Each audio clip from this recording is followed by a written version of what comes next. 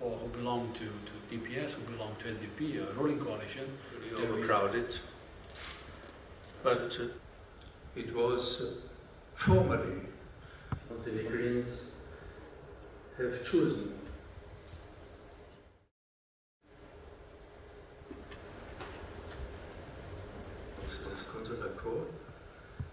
Not in terms of security, but if security further deteriorates, regardless of whether they are Serbs or Albanians, Kosovo Serbs or Kosovo Albanians. Therefore, to amortize all those unnecessary at least some very conservative forces in Serbia. Thank you very much, ladies and gentlemen. Let me wish you a good evening, and let me at the beginning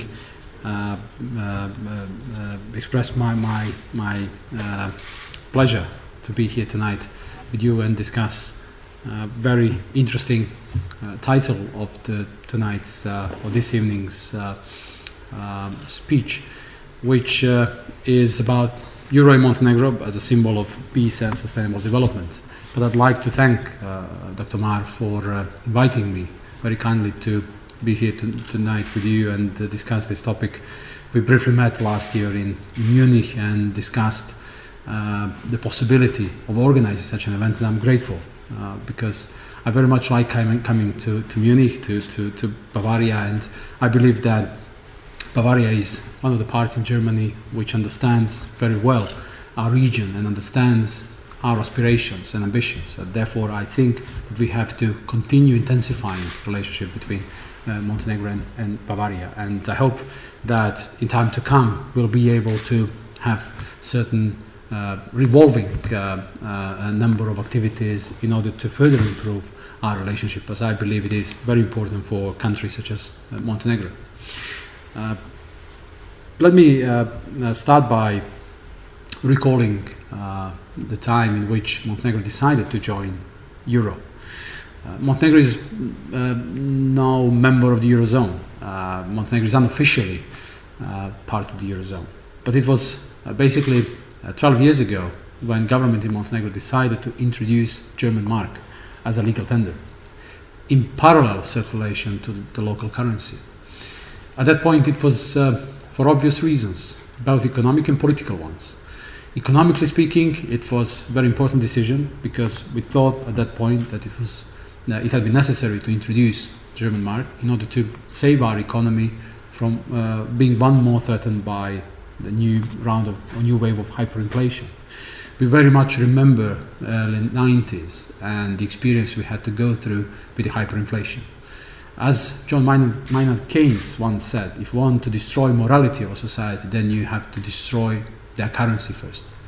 So one of the problems we had to endure in past decades, it was about transition. It was about all the problems that go along with transition.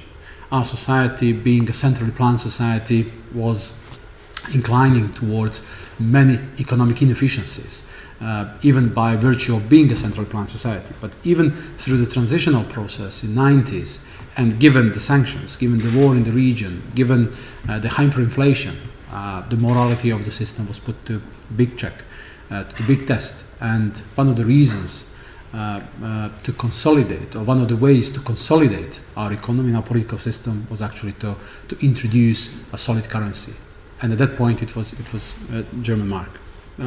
It was quite normal to expect that only a few months afterwards local currency was squeezed out. It was uncompetitive. People didn't want the local currency. People wanted some sort of certainty, and certainty can go only with solid currency when we're talking about when we're talking in economic terms.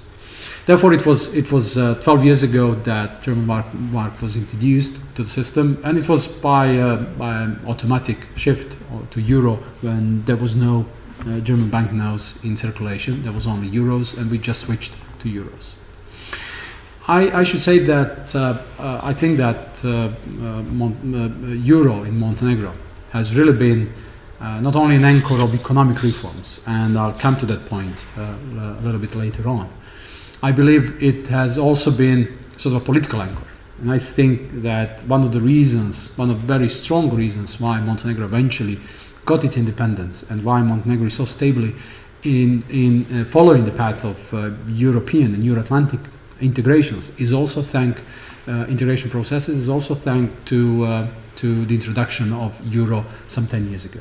Therefore, I really believe it has been a symbol of peace and a symbol of sustainable development in my country. I will, of course, come back to that point a little bit later. What I'd like to say is that, or what I would like to share with you is the moment we are in, which is a moment of great challenges we're living, and times of great challenges we are actually living. From the prospect of a small country, Montenegro it's been great year, and actually last week the announcement that was made in Brussels was very positive, very encouraging, very motivating, highly motivating news.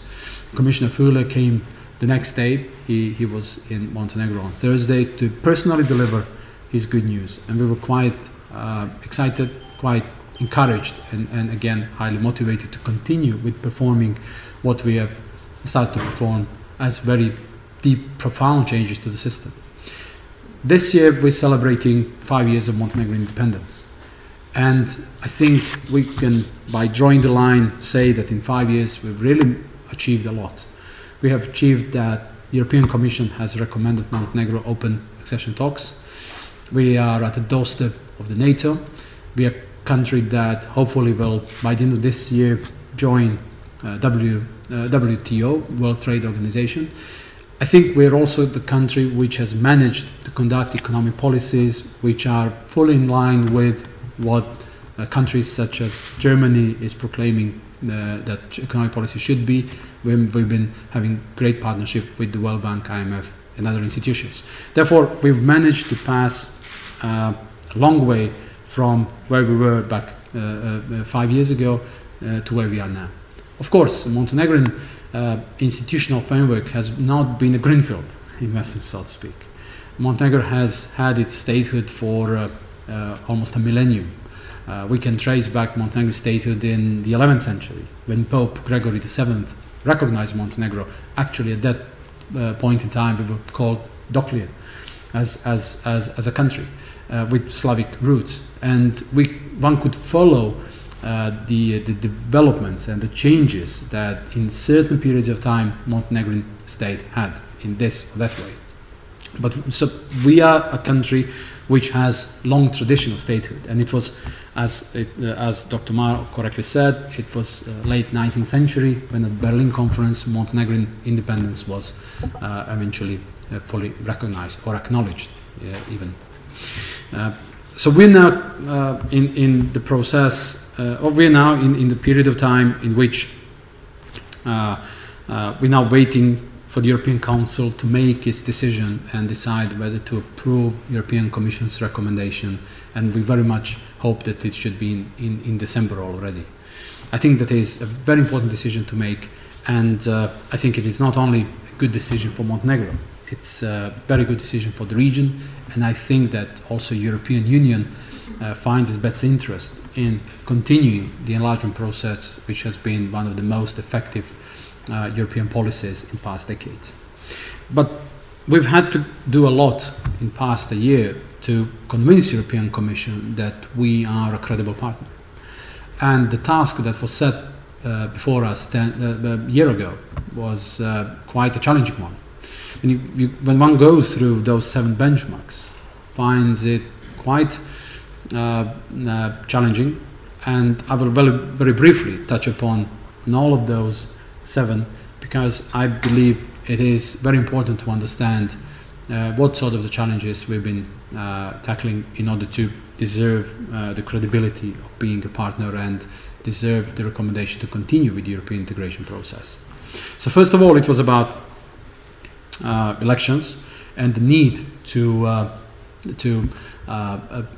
bring about elections law which should be fully compatible with the new Montenegrin constitution that was passed 4 years ago.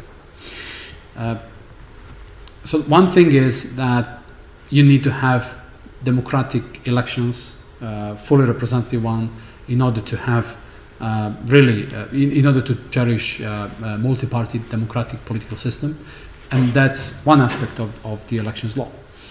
We finally managed to pass it a month ago, and that was probably a breaking point at to which we have managed to meet benchmarks, and we have managed to in which we managed to convince European Commission that our achievements were worthwhile considering in terms of the recommendation to open accession talks. But there was another aspect of the story, and I think that one is equally important and helped promote Montenegro as a country that cherishes dialogue over most sensitive, most difficult issues. In order to pass elections law, we had to come to an agreement with our opposition parties about a language issue. In order to pass the elections law, one needs to have 2/3 majority. That's according to the constitution. And obviously, when you need to have some qualified majority, you have to have a dialogue over some very important issues. But this one has come to the fore from a different perspective. Montenegro has been a heterogeneous society, multicultural, multi-ethnic, multi-religious country, which has been trying all along to breed those relationships in order to show that countries in the Western Balkans do not have to enter conflicts in order to resolve inter-ethnic relationship, but actually quite the contrary, could cherish those values. It's been a part of our history, actually. Even back in the 19th century, as Montenegro was expanding against the Ottoman Empire, Montenegro was integrating people who belonged to Muslims or the Catholic religions in order to make them feel as they belong to the new country. And at that point, Prince of Montenegro, Prince Nikola, was actually investing a lot in inter-ethnic relationships. He was reconstructing churches, he was building mosques, all to make those people feel part of Montenegro. And Montenegro was expanding as I said, against the Ottoman Empire, and at the same time we were actually gaining important resources to make it a sustainable, viable country. So that sort of tradition helped enormously to not to let us pass the brink of conflicts that we saw in past years or past decades in the Western Balkans. Therefore, Montenegro belongs to societies that have managed to resolve most problematic issues through a dialogue. The language issue in Montenegro is a little bit strange one. When you look at Croatia, Bosnia, Serbia, Montenegro, all those languages are Slavic roots languages. And there are certain differences, but in principle it's the same language. But each country calls it by itself, by the name of the country in which you live. Therefore, through the dialogue with the opposition, we've managed to accommodate for all those needs. We have managed to fully respect our constitution, which suggests that Montenegrin language should be an official language, and we managed to accommodate for the need of other people who speak Serbian, who speak Bosniak, who speak Croatian, as those are languages in the official use, to make them really part of the system, without any sort of discrimination, to actually boost the idea of tolerance, and I think we've managed to do so.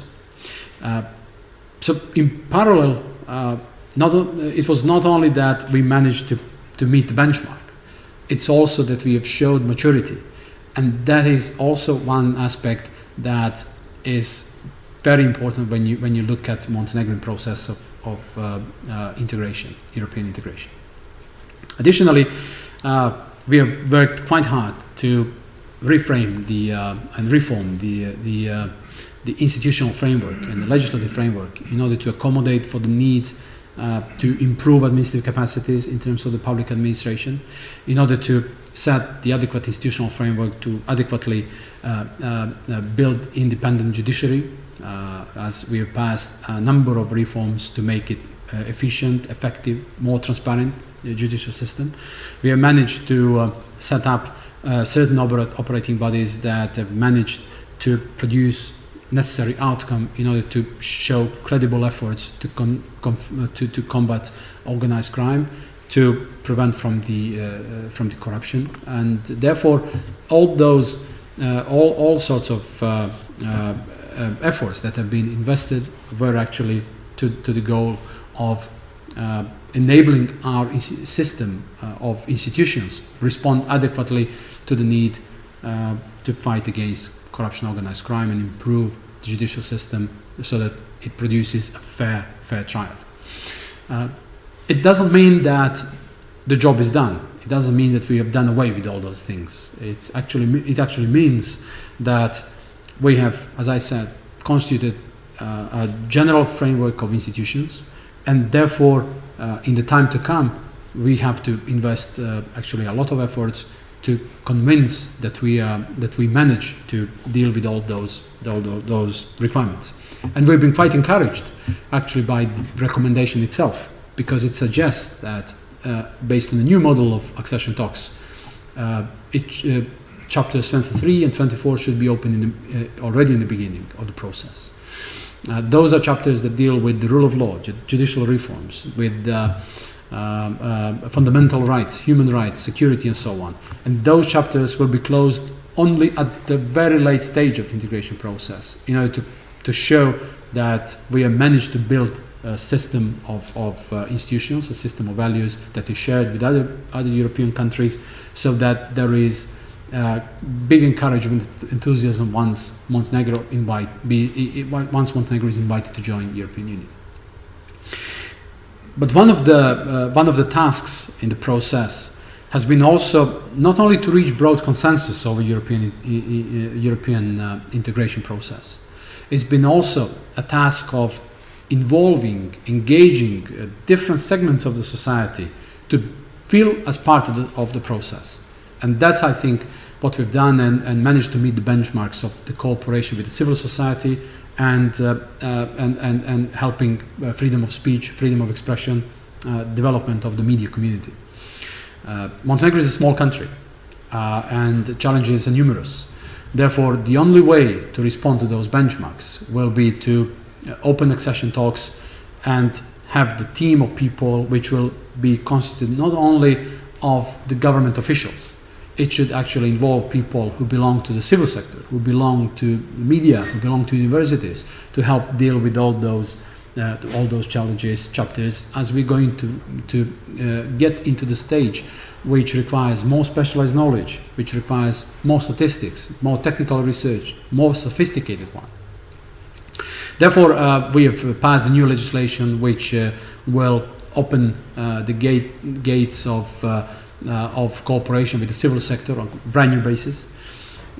Will enable civil sector participate at early stage in the creation of public policies, to enable wide debate to take place on some very specific issues. And also we have joined a handful of countries that have eliminated defamation from the criminal code. Montenegro, as I understand from the OSCE statistics, is only the 13th country that has eliminated defamation from its criminal code.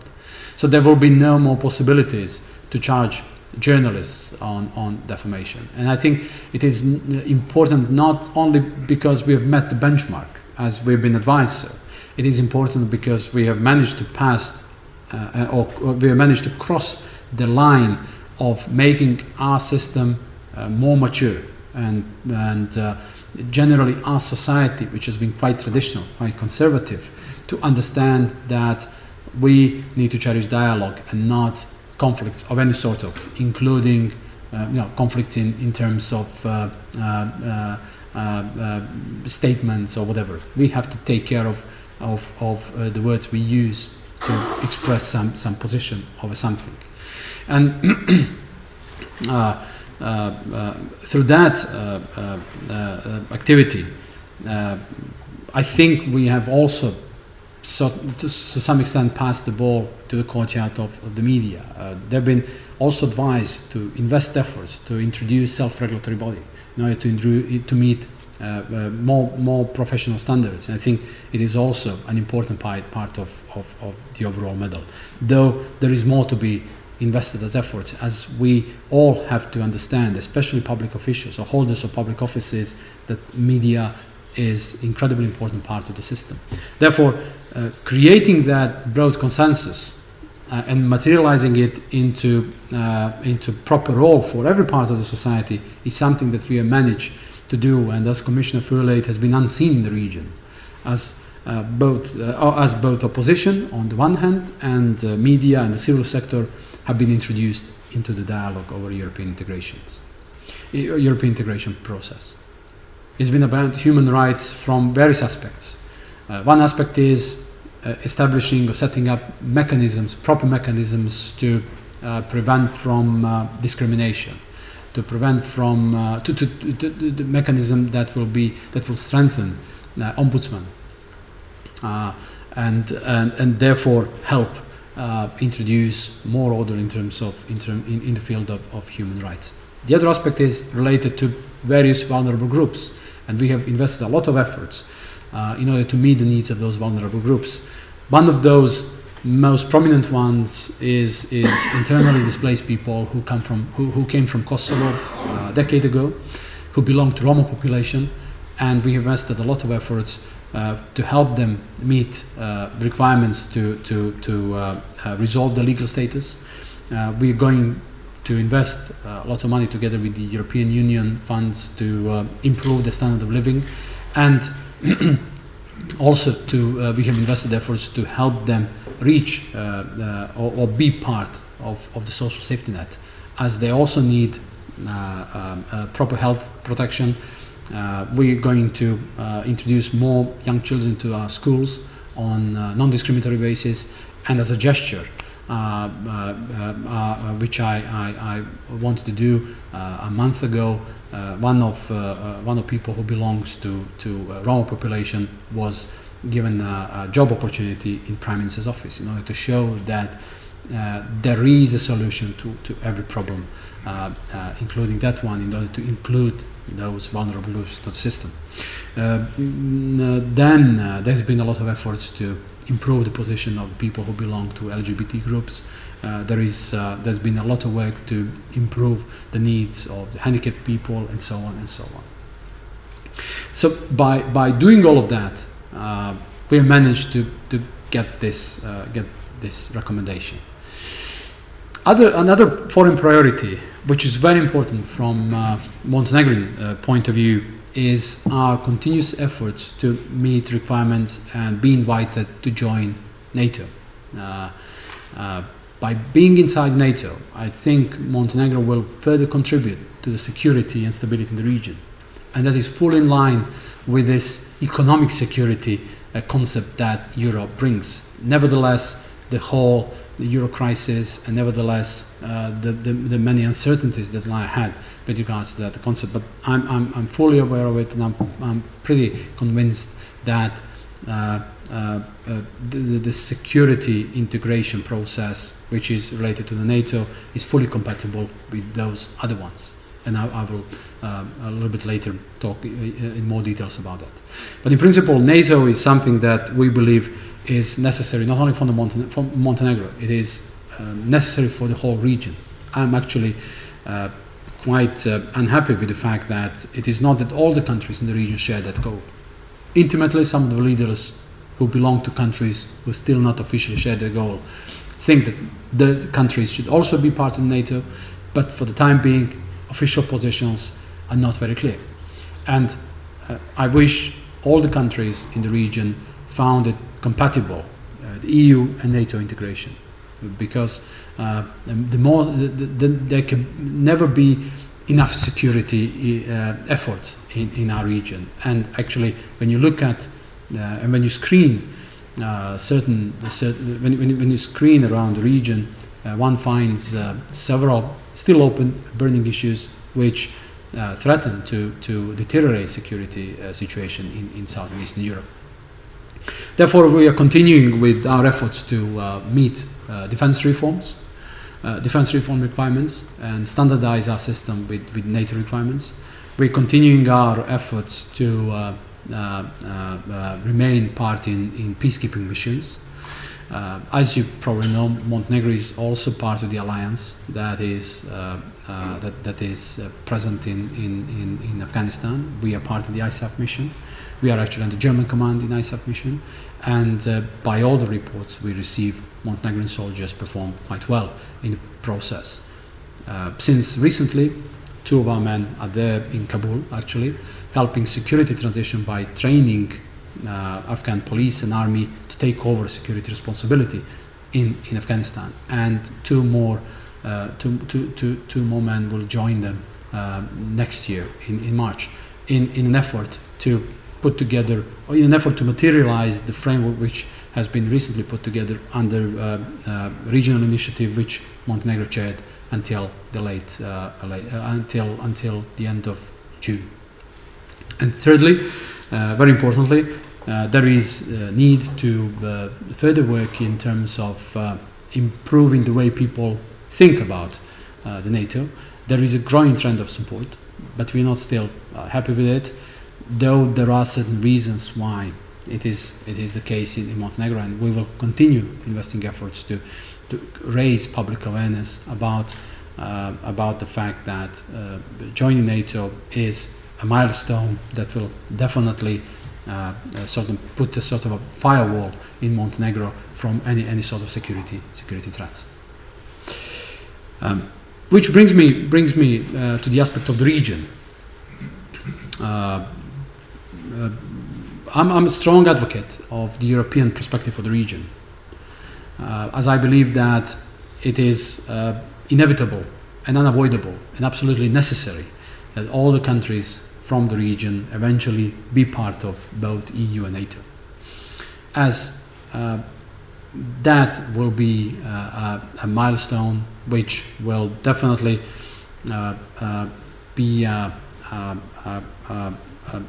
closure, sort of a closure of the European process in the region, in terms that we are actually not, in my view, talking any longer about expansion of European Union.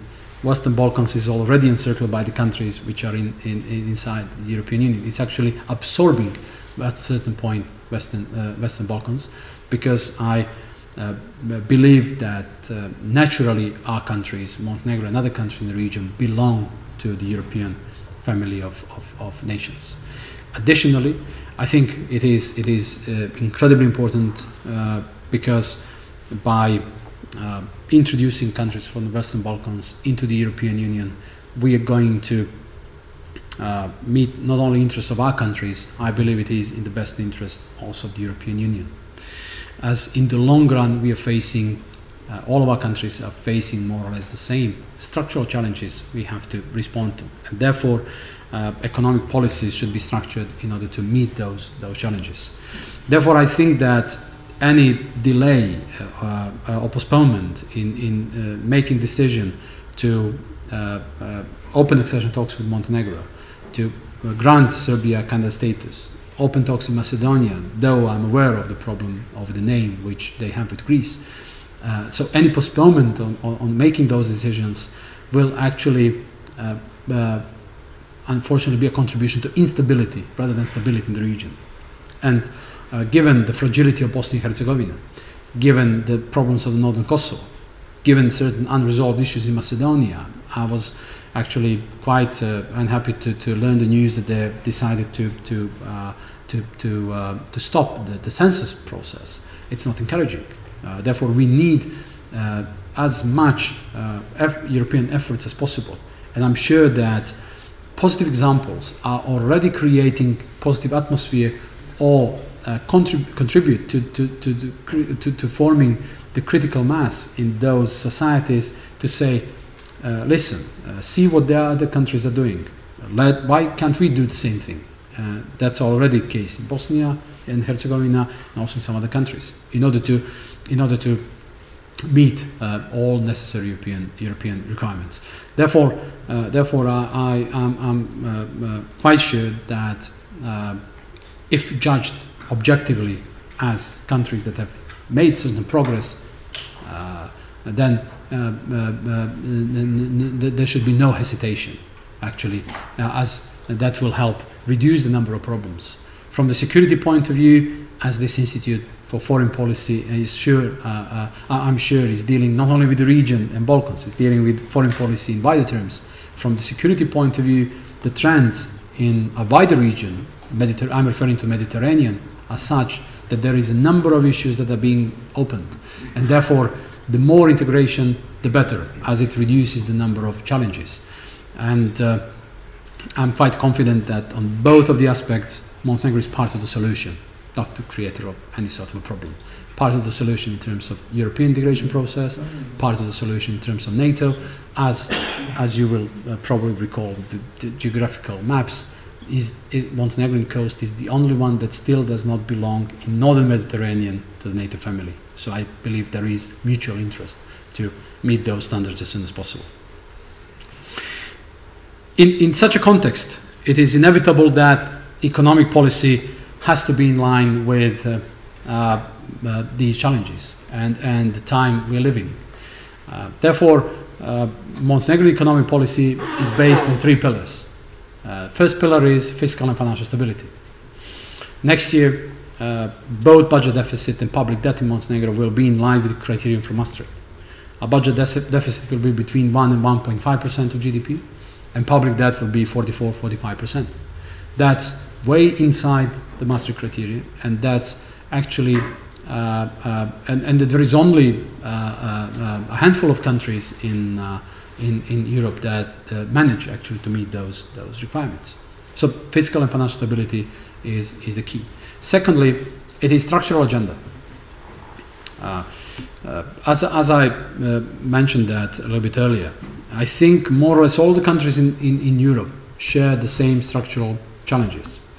When I looked at the census figures, we had census in April. When I looked at census figures in terms of demography, Montenegrin nation is getting older.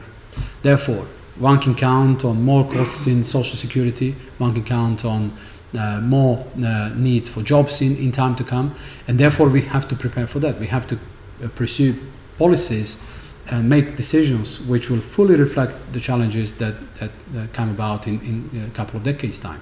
Therefore, there is 2 key reforms on the structural agenda we're dealing with. It's a pension reform, as we changed the pension system late last year. We introduced 67 as retirement age for both women and men, and it will take some time, of course, for that to be effective, as currently it is 65 for men and 60 for women. And we're now dealing with the labor reform, as there is a clear need to make it more flexible, to move or shift a little bit that balance between flexibility and security in order to make it viable labor market, as that's the only way to respond to the needs of jobs, to produce more jobs, and it is the only way to support entrepreneurship, small and medium-sized companies. In Montenegro, as in Germany, situation has changed from 10 years ago when Montenegrin economy, or 20 years ago when Montenegrin economy was based on several key companies. Today, most of the GDP comes from small and medium-sized companies, with several key companies which are still relevant, but not as they were relevant only 7 or 8 years ago. Therefore, we have to take care of the labor markets. And thirdly, it is the policy of cutting the red tape, responding to the needs to help entrepreneurship by offering one-stop shops, by offering easier procedures, by removing business barriers, as that policy does not only contribute to the entrepreneurs from the point of unlocking some locked productivity, sort of, because you have to waste a lot of energy, time, resources to meet bureaucratic requirements instead of making business and instead of producing goods and services. It is also anti-corruptive policy, and therefore we have amended a dozen or so pieces of legislation which actually look at all those segments, all those sections which may be supporting corruption, such as registering property, enforcing contracts, obtaining construction permits, and so on. All have been changed recently, and I'm sure that next year's World Bank's Doing Business report will suggest big progress. Already today, Montenegro is 56th, as by that model, Montenegro belongs to 30% of top runners, sort of front runners in terms of doing business in the world, which is, I think, a very important achievement. All of that is actually in order to create or set groundwork for attracting more investments, as foreign direct investments is the only way to speed up economic growth, is the only way to Euroization of Montenegrin economy also was a certain sort of a milestone, as at that point we reached economic independence. So it was quite natural that after several years, at a certain point, Montenegro was gaining political, formal independence as a country. And secondly, and in order to generate all sorts of reforms in the political field, security field, and so on and so on. That's why I believe that in terms of the political system, Euro has been a sort of an anchor that is a symbol of peace and stability in Montenegro. And secondly, Euro has been sort of an economic anchor, economic policy anchor, because when you have Euro, you cannot print money. And if you cannot print money, then you have to deal with the problems. You have to face the problems. And that's what we have managed to do. You have to face grey economy, you have to face the budget deficit, you have to deal with problems of inefficient companies, and so on and so on. You have to deal with bureaucracy. Once you have the possibility to print money, you could always play with that. And that's something which has been non-present in Montenegro for already a decade, and I believe it has been very important contribution to the overall economic reforms. Therefore, as a country, we are incredibly interested in some good solution of the Euro crisis. I met last week in Washington, apart from the administration meetings, I met President of the World Bank, Mr. Zelik. I met Managing Director of the IMF, Mrs. Lagarde, and I spoke to them about the need to help small countries, or the countries in our region, with sharing with us certain instruments that would be that would ensure that our system, our economies, would not face another sort of freezing capital markets. After the financial crisis, late 2008 and early 2009, it was very difficult to get access to the capital markets. As it is even today, very difficult for small and medium-sized companies to start with their investment cycle, to meet some business needs, and so on and so on. They have less access to the banks, and that's something we also see in Montenegro happening for already some time. Therefore, there is a strong need, as our economies are intertwined, and probably it is only with the crisis that is underway that we have managed to understand how economy has been intertwined, globalized, actually to more extent than we thought 2 or 3 years ago. And I think it will be more and more globalized and intertwined in time to come. Therefore, we are very much interested, and I hope for some good news that will come soon at next week or next week's meetings, in order to provide European Union and Eurozone with certain adequate instruments. My view is that the fund which has been established, the Stability Fund, should actually be a sort of a guarantee pool. It should not be used to provide a borrowing mechanism to troubled countries. I think the solution is somewhere between the market solution and state-driven solution. So that sort of guarantees is something that could build confidence and trust with investors if they decide to buy again sovereign bonds, euro bonds or bonds of the countries that are part of the Eurozone. The problem is with confidence. The problem is the trust. I don't think the problem is with euro. I've never believed in that argument. There is no problem of euro. There is problem of wrongly accumulated economic policies, or wrong economic decisions. Therefore, the solution is not to break up the Eurozone. The solution is to strengthen the Eurozone and build trust again I think that's what Europe needs. I think that's what Montenegro needs. I think that's what region I belong to needs. And therefore, I very much advocate for a sort of a solution that will be a combination of market solution and state-driven solution. And I think that it is inevitable that at a certain point Eurozone economic governance will mean that we should establish a sort of a treasury department which will collect financing needs of all the countries and issue bonds. European economies will back those bonds, but it would not be an unconditional, in my view, disbursement of money to all the members of the Eurozone. Unconditional to the countries which perform, conditional to the countries which do not perform. And there could be a sort of a checkpoint in which European Commission, ECOFIN, IMF, whoever, could say, all right, you are delivering, therefore the money could go there. I absolutely understand the argument which one can find in many countries, and that taxpayers are quite sick and tired with providing more money to some bailout funds. That's understandable.